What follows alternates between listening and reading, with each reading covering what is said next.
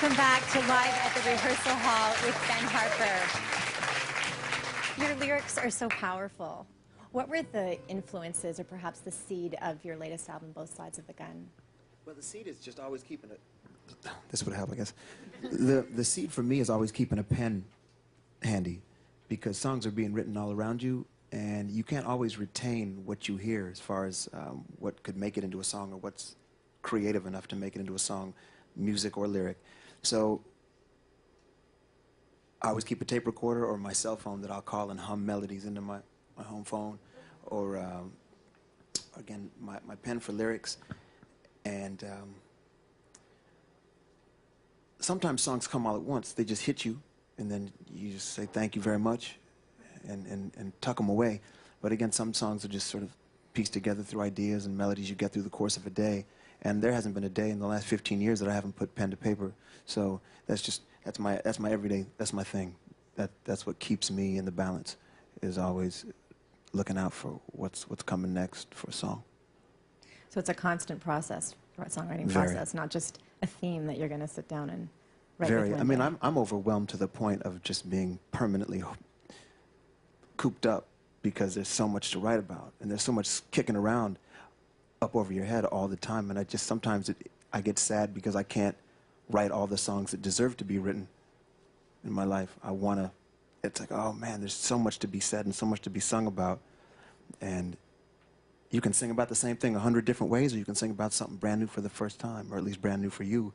So inspiration is always moving, and it's just up to you as a songwriter to try to keep up with it the best you can. In terms of this album, you are the sole producer of it, and it's your third album where you've been producing. Yeah.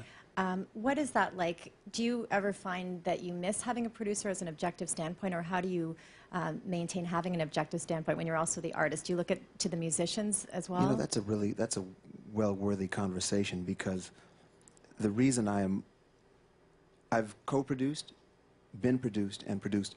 And the only reason that I'm producing right now is because I'm hearing the songs so crystal clear as I'm writing them. And it's just fulfilling my own creative instincts, producing, as much as producing. I don't even consider it really producing. I mean, that's the industry standard as far as the title for it. But for me, I'm just going after it. I'm going after what I'm hearing and how I'm hearing these songs.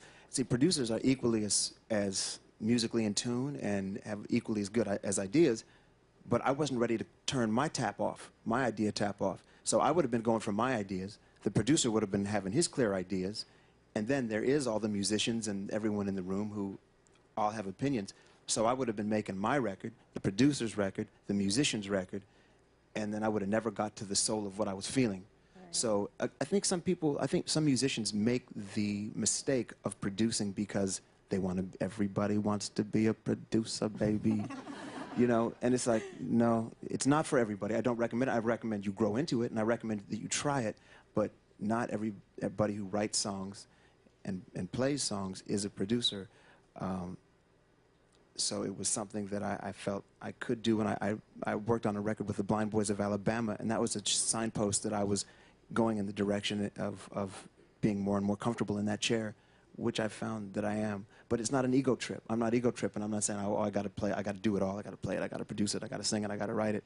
No, I'm just following my instincts, and I can see a record down the road where I wouldn't have anything to do with the production too. So, but I'm just moving through this phase right now. Well, it sounds amazing. Could you have asked for any longer of an answer? No, that was great. I am the king of run-on sentences. Even in school, my teachers would say, "My God, man, put a period in there." And it's like John Coltrane. I think it was in Miles' autobiography. It's like, you know, John was taking a solo, and Miles finally left the building, walked around the block, and he was still going. So after the gig, John's like, "Sorry, Miles, you know, I just couldn't stop. I couldn't find a place to stop." And Miles just says, "Just take the horn out your mouth."